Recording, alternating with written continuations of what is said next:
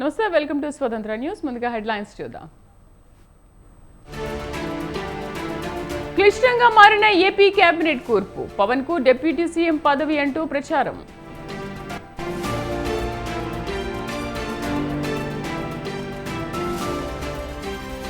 తెలుగు రాష్ట్రాల కేంద్ర మంత్రులకు సీఎం అభినందనలు, విభజన చట్టం అమలుకు కృషి చేయాలని రేవంత్ సూచన.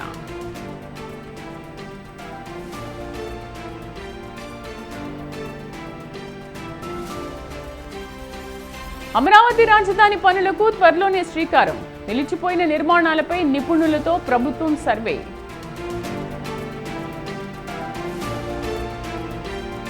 సాయంత్రం 5 గంటలకు కేంద్ర కేబినెట్ సమావేశం, కొత్త మంత్రులకు దిశానిర్దేశం.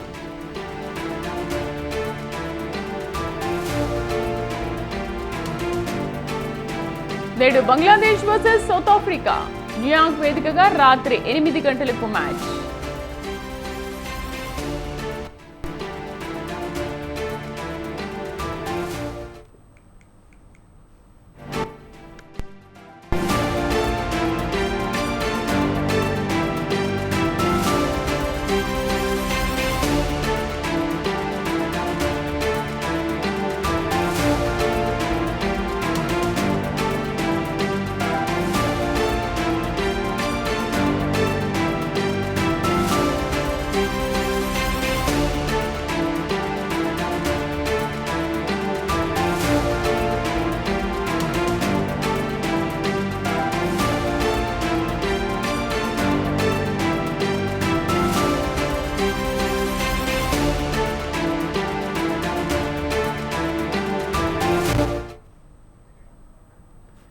ఏపీలో తిరుగులేని మెజారిటీతో గెలుపొందిన టీడీపీ కూటమి ప్రభుత్వ ఏర్పాటుకు సిద్ధమవుతోంది. టీడీపీ అధినేత చంద్రబాబు ముఖ్యమంత్రిగా ప్రమాణ స్వీకారానికి ఏర్పాట్లు జరుగుతున్నాయి.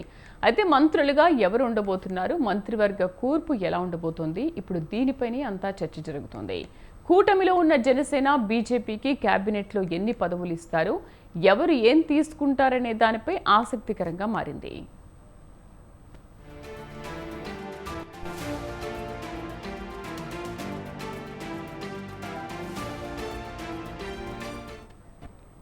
టీడీపీ అధికారంలోకి రావడంతో పాదయాత్ర ద్వారా క్రియాశీలకంగా వ్యవహరించిన పార్టీ జాతీయ ప్రధాన కార్యదర్శి లోకేష్ ఈసారి మంత్రివర్గంలో చేరుతారని తెలుస్తోంది.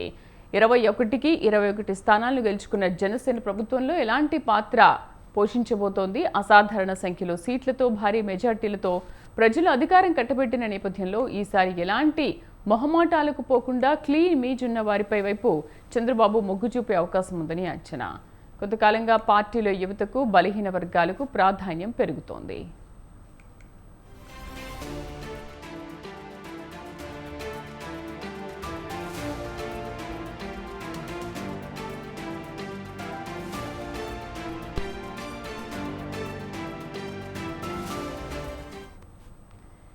ఏపీలో తిరుగులేని మెజార్టీతో గెలుపొందిన టీడీపీ కూటమి ప్రభుత్వ ఏర్పాటుకు సిద్ధమవుతోంది. టీడీపీ అధినేత చంద్రబాబు ముఖ్యమంత్రిగా ప్రమాణ స్వీకారానికి ఏర్పాట్లు జరుగుతున్నాయి. అయితే మంత్రులుగా ఎవరు ఉండబోతున్నారు, మంత్రివర్గ కూర్పు ఎలా ఉండబోతోంది, ఇప్పుడు దీనిపైనే చర్చ జరుగుతోంది. మా కరెస్పాండెంట్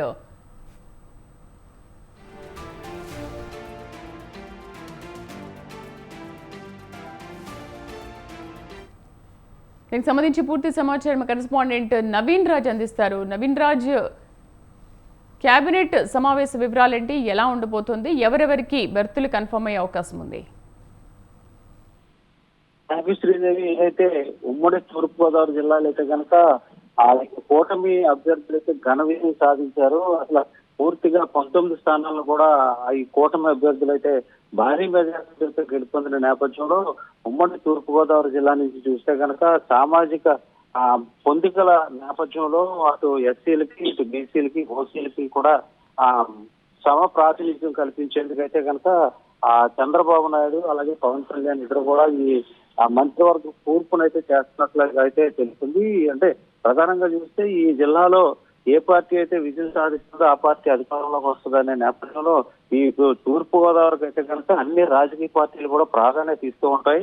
అంటే కొత్త పథకాలని ప్రవేశపెట్టడంతో పాటు అలాగే ఈ జిల్లాలో మంత్రివర్గాన్ని కూడా అన్ని సామాజిక కోణాలను కూడా పరిగణలోకి తీసుకుని ఇస్తూ ఉంటారు. ఈ నేపథ్యంలో ఇటు అంటే ఈ జిల్లాలో చూస్తే ఇప్పటికే సీనియర్ గా ఉన్న యనమల రామకృష్ణుడు గతంలో కూడా ఆర్థిక శాఖ మంత్రిగా కూడా పనిచేసిన ఆయన అయితే తిరిగి మళ్ళీ మంత్రివర్గంలోకి తీసుకునే అవకాశాలు ఉన్నాయని చెప్పేసి అయితే ప్రచారం జరుగుతుంది. ఆ పార్టీ వర్గాలు కూడా ఒక సీనియర్ గా ఉన్న యనమల రామకృష్ణుడు అయితే ముఖ్యమంత్రి చంద్రబాబు నాయుడుకి ఆయన కీలకంగా సన్నిహితుడిగా ఉండడం, అలాగే అన్ని అంశాల మీద అవగాహన ఉండడంతో యనమల రామకృష్ణుడు అయితే మరలా మంత్రివర్గంలో తీసుకునే అవకాశాలు ఉన్నాయని చెప్తున్నారు. అదేవిధంగా చూస్తే కాపు సామాజిక వర్గాల నుంచి చూస్తే ఇటు జ్యోతుల నెహ్రూ అలాగే నిమ్మకాయల చినరాజప్ప ఇద్దరు కూడా కాపు సామాజిక వర్గం నుంచి వీళ్ళిద్దరిలో ఎవరో ఒకరికి మంత్రి పదవి దక్కే అవకాశాలు ఉన్నాయి అని చెప్పేసి ప్రచారం జరుగుతుంది. అలాగే ఇటు చినరాజప్ప చూస్తే కనుక గతంలో ఉప ముఖ్యమంత్రిగా కూడా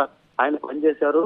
ఆ పెద్దాపురం నుంచి ఆయన ఎమ్మెల్యేగా ఉన్నారు. అలాగే జ్యోతుల నెహ్రూ జగ్గంపేట నుంచి ఎమ్మెల్యేగా 4వ కూడా ఆయన గెలుపొందారు. అయితే గతంలో ఈ పార్టీ టీడీపీ నుంచి ఆయన రాజకీయాల్లోకి వచ్చినప్పటికే మధ్యలో పార్టీలు మారడం కారణంగా ఆయనకైతే మంత్రి పదవి దక్కలేదు. అయితే ఈసారి కంపల్సరిగా మా జ్యోతుల నెహ్రూ పెట్టి కనుక మంత్రి పదవి దక్కే అవకాశాలు ఉన్నాయని కానీ కనిపిస్తుంది. అయితే ఇటు చినరాజప్ప గాని అటు జ్యోతి నెహ్రూ గాని ఇద్దరిలో ఎవరో ఒకరికి దక్కే అవకాశాలు ఉన్నాయైతే తెలుస్తుంది. అదేవిధంగా చూస్తే పవన్ కళ్యాణ్ కూడా పిఠాపురం నుంచి పోటీ చేసిన నేపథ్యంలో ఆయన కూడా మంత్రి పదవి ఆయన ఉప ముఖ్యమంత్రిగా ఉండే అవకాశాలు ఉన్నాయని చెప్పేసి అయితే ఆయన సన్నిహితులు పార్టీ వర్గాలు కూడా చెప్తున్నాయి.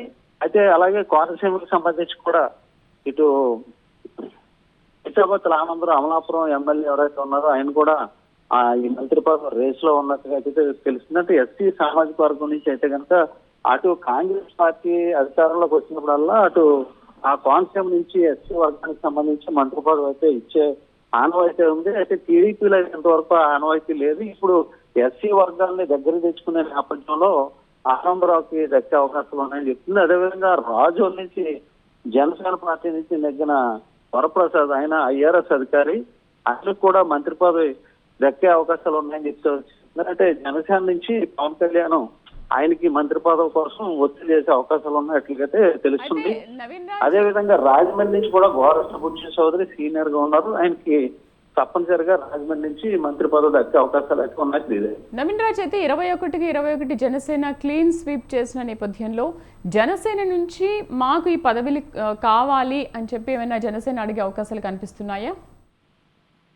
అంటే ముఖ్యంగా జనసేన అధినేత పవన్ కళ్యాణ్ అయితే కనుక ఆయన మంత్రి పదవిలో ఉంటారు. అదే విధంగా ఆయనతో పాటు నాదెండ్ల మనోహర్ కూడా మంత్రి పదవిలో ఉండే అవకాశాలు ఉన్నాయి. దీంతో వీరిద్దరితో పాటు మూడవదిగా ఇటు రాజోల్ నుంచి వరప్రసాద్ ఐఆర్ఎస్ ఆఫీసర్ అధికారిగా ఉన్న నేపథ్యంలో పనిచేసిన నేపథ్యంలో ఆయన అయితే సీనియర్, అన్ని అంశాల మీద ఆయనకు అవగాహన ఉంది. కాబట్టి మాకు మూడో బెర్తగా అటు వరప్రసాద్ అని పవన్ కళ్యాణ్ చంద్రబాబును కోరే అవకాశాలు ఉన్నట్లుగా అయితే తెలుస్తుంది. Right Naveen Raj, thank you.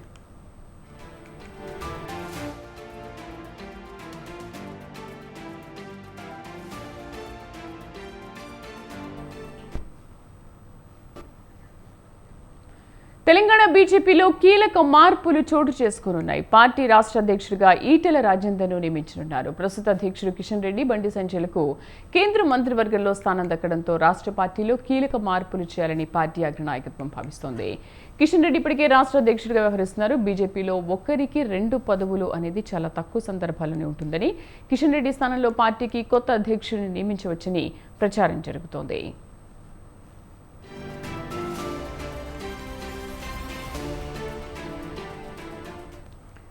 కేంద్ర మంత్రి పదవిపై ఆశలు పెట్టుకున్న ఈటెల రాజేందర్ తనకు మోదీ మంత్రివర్గంలో చోటు లభించకపోవడంతో కింత అసంతృప్తి చెందారని ప్రచారం జరిగింది.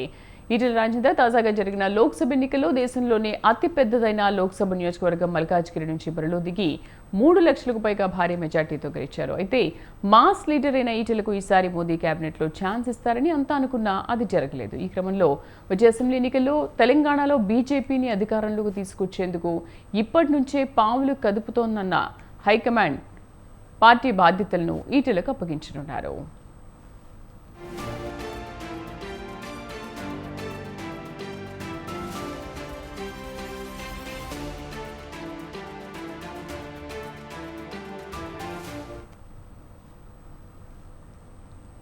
వరుస ఓటములతో బీఆర్ఎస్లో సమీక్షలు కరువయ్యాయి. గులాబీ గుబాళింపుతో సందడిగా ఉండే తెలంగాణ భవన్ కళ తప్పింది. అసెంబ్లీ ఎన్నికల్లో ఓటమి, పార్లమెంట్ ఎన్నికల్లో ఘోర పరాభవం బీఆర్ఎస్ నేతల్లో తీవ్ర నిరాశను నింపింది. ఇందుకు ఎన్నికల ఫలితాల అనంతరం గులాబీ శిబిరం పరిస్థితి ఏంటి? ఎలాంటి పరిణామాలు చోటు చేసుకోనున్నాయి? Let's watch.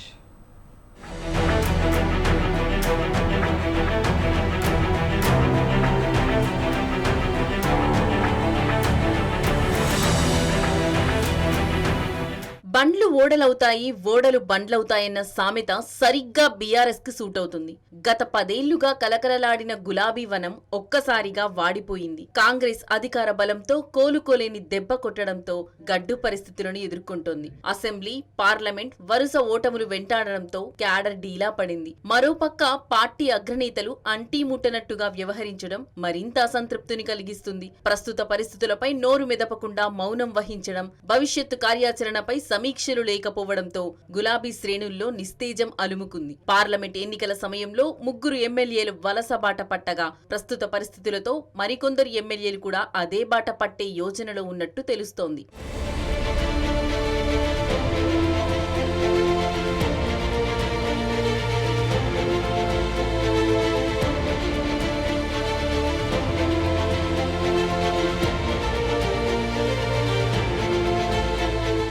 అసెంబ్లీ ఎన్నికల్లో బీఆర్ఎస్ 39 సీట్లు సాధించి ప్రతిపక్ష స్థానానికి పరిమితమైంది. ఆ వెంటనే పార్లమెంట్ ఎన్నికలు ఉండడంతో ఓటమి కసిని తీర్చుకోవాలన్న వ్యూహంతో తెలంగాణ భవన్ వేదికగా పార్లమెంట్ నియోజకవర్గాల వారీగా సమీక్షలు నిర్వహించింది. ఈ సందర్భంగా కార్యకర్తల నుంచి క్షేత్రస్థాయి పరిస్థితులపై ఆరా తీసింది. అదే సమయంలో త్వరలోనే జిల్లా స్థాయి సమీక్షలు నిర్వహిస్తామని, అలాగే మండల స్థాయి వరకు కార్యకర్తలకు శిక్షణా తరగతులు ఏర్పాటు చేస్తామని సన్నాహక సమావేశాల్లో బీఆర్ఎస్ అధిష్టానం తెలిపింది. కానీ అది కార్యరూపం దాల్చలేదు. ఈలోగా తెలంగాణలో పార్లమెంట్ ఎన్నికల షెడ్యూల్ రావడంతో మెరుగైన ఫలితాలపై దృష్టి సారించింది. అయితే ఫలితాలపై పెట్టుకున్న ఆశలన్నీ నిరాశలయ్యాయి. కన్న కలలన్నీ కల్లలయ్యాయి. కనీసం ఒక్క సీటు కూడా రాకుండా బొక్కబోర్లా పడింది. 8 లోక్సభ స్థానాల్లో డిపాజిట్లు కోల్పోయి మరింత నిరాశలో కూరుకుపోయింది. దాదాపుగా తన ఓట్ల శాతాన్ని సగానికి పైగా కోల్పోయింది. దీంతో ఒక్కసారిగా బీఆర్ఎస్ సైలెంట్ అయిపోయింది. పార్టీ అధినేత కేసీఆర్ ఫామ్ హౌస్ కి పరిమితం కాగా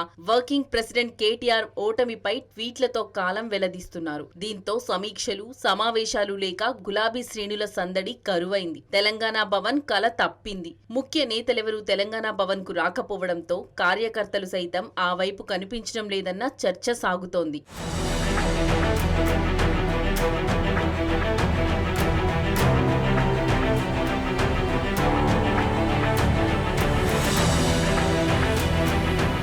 బీఆర్ఎస్ తొలిసారి పార్లమెంట్ ఎన్నికల్లో ప్రాతినిధ్యం కోల్పోయింది. అయితే ఎన్నికల్లో ఓటమిపై ఇప్పటి వరకు తెలంగాణ భవన్ వేదికగా దానిపై చర్చలు జరిగింది లేదు. ఎలాంటి సమీక్షలు లేకపోవడంతో బీఆర్ఎస్ శ్రేణుల్లో అసంతృప్తి వ్యక్తమవుతోంది. ఇకనైనా అగ్రనేతలు నిరాశ నుంచి తేరుకుని పార్టీని గాడిలో పెట్టాలని, అందుకు సమీక్షలు నిర్వహించాలని భావిస్తున్నారు. అసెంబ్లీ, పార్లమెంట్ ఎన్నికల్లో ఓడిన అభ్యర్థులతో సమీక్ష ఏర్పాటు చేసి క్షేత్రస్థాయి పరిస్థితులతో పాటు ఓటమికి కారణాలు తెలుసుకోవాలని సూచిస్తున్నారు. అసెంబ్లీ ఎన్నికల్లో ఓటమి తర్వాత పార్టీ నిర్మాణంపై స్పెషల్ ఫోకస్ పెడతామని అధిష్టానం గతంలో తెలిపింది. కానీ ఇప్పటి వరకు కార్యరూపం దాల్చలేదు. పార్టీ కమిటీలన్నీ రద్దు చేసి నూతన కమిటీల నియామకం ద్వారా పార్టీలో జోష్ నింపే ప్రయత్నం చేస్తామని హామీ ఇచ్చింది. పార్టీ ప్లీనరీ నిర్వహించుకుని ఎన్నికలపై సమీక్షలు చేద్దామని అధినేత కేసీఆర్ చెప్పినప్పటికీ ప్లీనర్ పై క్లారిటీ రాలేదు. దీంతో ఇకనైనా ఓటమి నిరాశ నుంచి తేరుకుని పూర్వ వైభవం దిశగా కార్యాచరణ చేపట్టాలని అంటోంది గులాబీ క్యాడర్.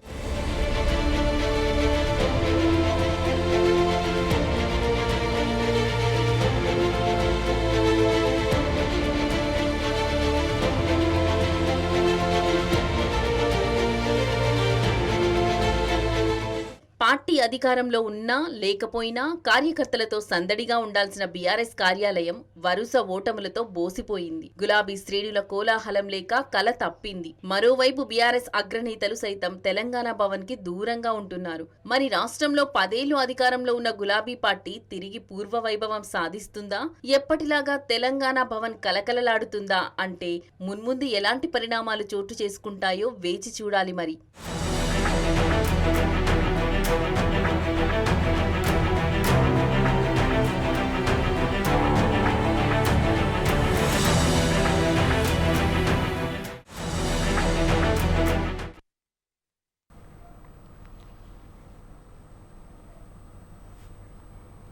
మాజీ మంత్రి తలసాని శ్రీనివాస్ యాదవ్ ఇంట విషాదం చోటు చేసుకుంది. తలసాని సోదరుడు శంకర్ యాదవ్ మృతి చెందారు. కొద్ది రోజులుగా శంకర్ అనారోగ్యంతో బాధపడుతున్నారు. సికింద్రాబాద్లోని యశోద హాస్పిటల్లో చికిత్స పొందుతూ తెల్లవారుజామున తుది శ్వాస విడిచారు. శంకర్ యాదవ్ బోయిన్పల్లి మార్కెట్ అధ్యక్షుడిగా పనిచేశారు.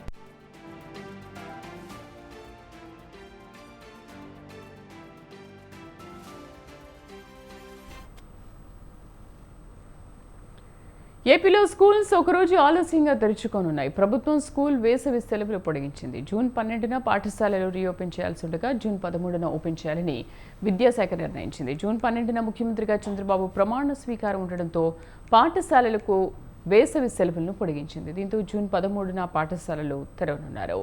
ఈ మేరకు విద్యాశాఖ ఉత్తర్వులు జారీ చేసింది.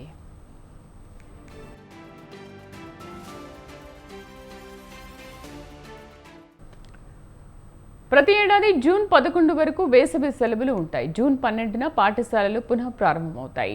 రాష్ట్రంలోని పాఠశాలలకు ఏప్రిల్ 24 నుంచి జూన్ 11 వరకు దాదాపు 50 రోజుల పాటు విద్యాశాఖ వేసవి సెలవులు ప్రకటించింది. సెలవుల అనంతరం 2024-25 విద్యా సంవత్సరానికి గాను జూన్ 13 నుంచి స్కూళ్లు తిరిగి తెరుచుకోనున్నాయి.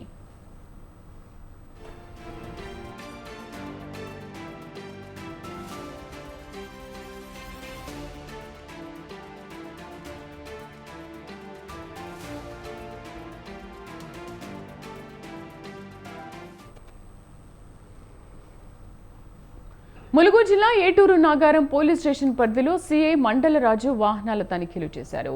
కన్నాయిగూడెం మండలం ఏటూరు ఇసుక ర్యాంపు నుంచి వెళ్తున్న లారీలను పోలీసులు తనిఖీ చేశారు.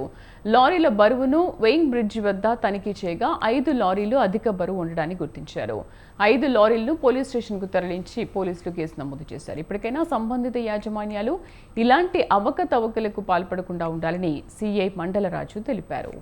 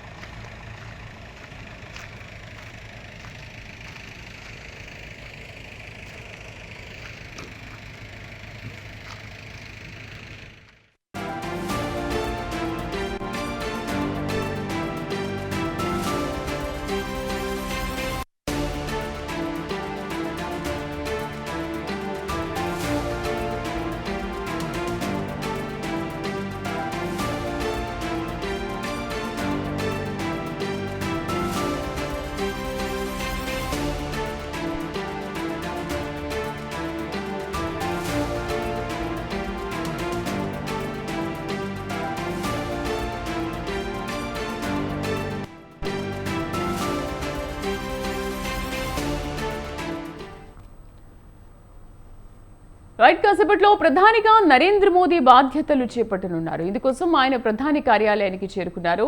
సౌత్ బ్లాక్లోని పీఎంఓలో బాధ్యతలు స్వీకరిస్తారు. నిన్న మోదీ నాయకత్వంలోని కొత్త మంత్రులు ప్రమాణ స్వీకారం చేశారు. మధ్యాహ్నం కొత్త మంత్రులకు శాఖలు కేటాయించే అవకాశం ఉంది. ప్రధాని మోదీ అధ్యక్షతన సాయంత్రం కేబినెట్ భేటీ కానుంది. ప్రభుత్వ విధానాలపై మంత్రులకు దిశానిర్దేశం చేయనున్నారు మోదీ.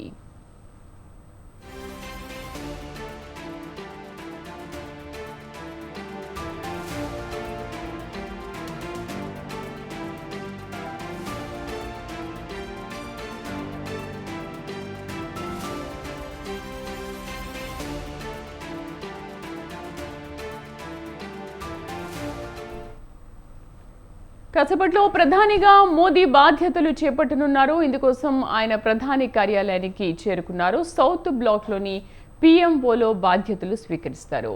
ఇక నిన్న మోదీ నాయకత్వంలోని కొత్త మంత్రులు ప్రమాణ స్వీకారం చేశారు. మధ్యాహ్నం కొత్త మంత్రులకు శాఖలు కేటాయించే అవకాశం ఉంది. ప్రధాని మోదీ అధ్యక్షతన సాయంత్రం కేబినెట్ భేటీ కానుంది. ప్రభుత్వ విధానాలపై మంత్రులకు దిశానిర్దేశం చేయనున్నారు మోదీ.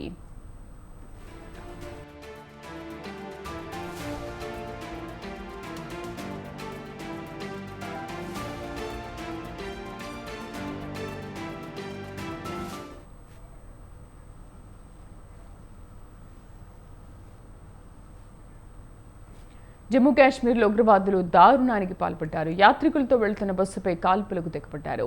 రియాసీ జిల్లాలోని శివఖోడి ఆలయాన్ని సందర్శించుకున్న యాత్రికులు కట్రాకు వెళ్తుండగా ఆదివారం సాయంత్రం పోనీ ప్రాంతంలోని తెరియాత్ గ్రామం వద్ద ఉగ్రవాదులు కాల్పులు జరిపారు. దీంతో బస్సు లోయలో పడిపోయింది. ఈ ఘటనలో 10 మంది యాత్రికులు అక్కడికక్కడే ప్రాణాలు కోల్పోగా 33 మంది గాయపడ్డారు. జమ్మూ కాశ్మీర్లో యాత్రికుల బస్సుపై ఉగ్రవాదులు దాడి చేశారు. ఉగ్రవాదుల కోసం భద్రతా దళాలు గాలింపు చర్యలు చేపట్టాయి. డ్రోన్ సహాయంతో భద్రతా దళాలు గాలిస్తున్నాయి. లోయలో నుంచి బస్సును తీసేందుకు సహాయక సిబ్బంది ప్రయత్నిస్తోంది. పరిస్థితిని ప్రధాని మోదీ సమీక్షించారు. దాడికి బాధ్యులైన వారిని విడిచిపెట్టేది లేదని అమిత్ షా హెచ్చరించారు. ప్రధాని మోదీ మంత్రివర్గం ప్రమాణ స్వీకారం చేస్తున్న సమయంలో పలు దేశాల అధిపతులు వచ్చిన సందర్భంలో ఈ దాడి జరగడం దారుణమని కాంగ్రెస్ అధ్యక్షుడు ఖర్గే వ్యాఖ్యానించారు. కశ్మీర్లో శాంతి భద్రతలు ఆందోళనకర రీతిలో ఉన్నాయని కాంగ్రెస్ అగ్రనేత రాహుల్ గాంధీ అన్నారు.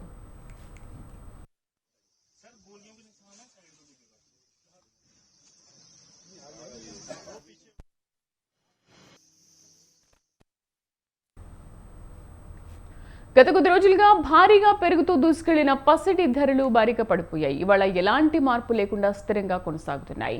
హైదరాబాద్ బులియన్ మార్కెట్లో బంగారం ధరలు ఇవాళ స్థిరంగా ఉన్నాయి. 24 క్యారెట్ల మేలిమి గోల్డ్ రేటు 71,670 వద్ద అమ్ముడవుతోంది. 22 క్యారెట్ల పసిడి రేటు 65,700 వద్ద ఉండగా వెండి ధరలు సైతం ఇవాళ స్థిరంగా ఉన్నాయి. కిలో వెండి 96,000 మార్క్ వద్ద ట్రేడ్ అవుతోంది.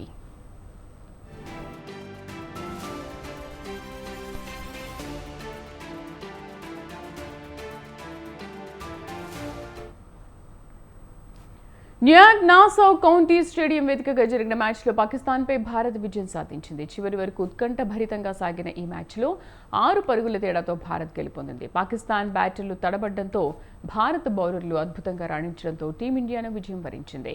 ఈ మ్యాచ్లో ముందుగా బ్యాటింగ్ చేసిన భారత్ 119 పరుగులకే ఆల్అౌట్ అవ్వగా రిషబ్ పంత్ అత్యధికంగా 42 పరుగులు చేశారు. టార్గెట్ను ఛేదించేందుకు బరిలోకి దిగిన పాకిస్తాన్ 7 వికెట్లు కోల్పోయి 20 ఓవర్లలో 113 పరుగులు చేసింది.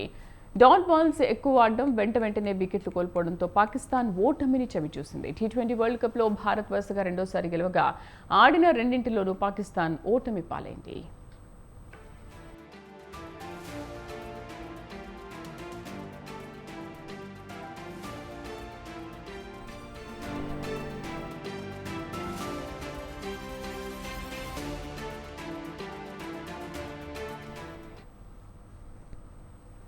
హీరో హిందూపురం ఎమ్మెల్యే బాలకృష్ణ పుట్టినరోజు సందర్భంగా సోషల్ మీడియా వేదికగా అభిమానులు, నెటిజన్లు, ప్రముఖులు శుభాకాంక్షలు తెలుపుతున్నారు.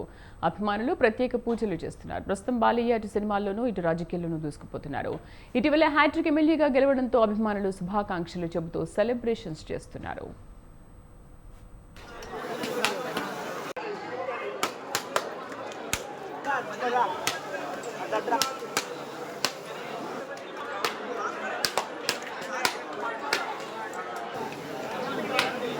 నీ కాలు కాడేనా నువ్వు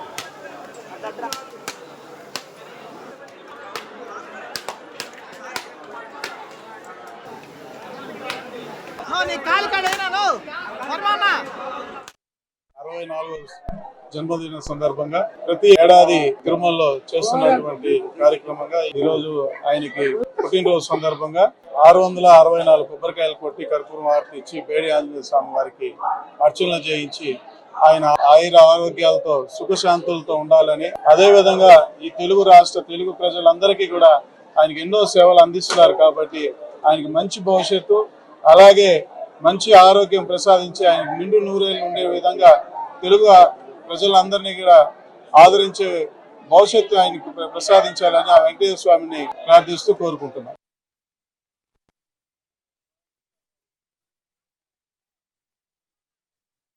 That's all for now. Stay tuned.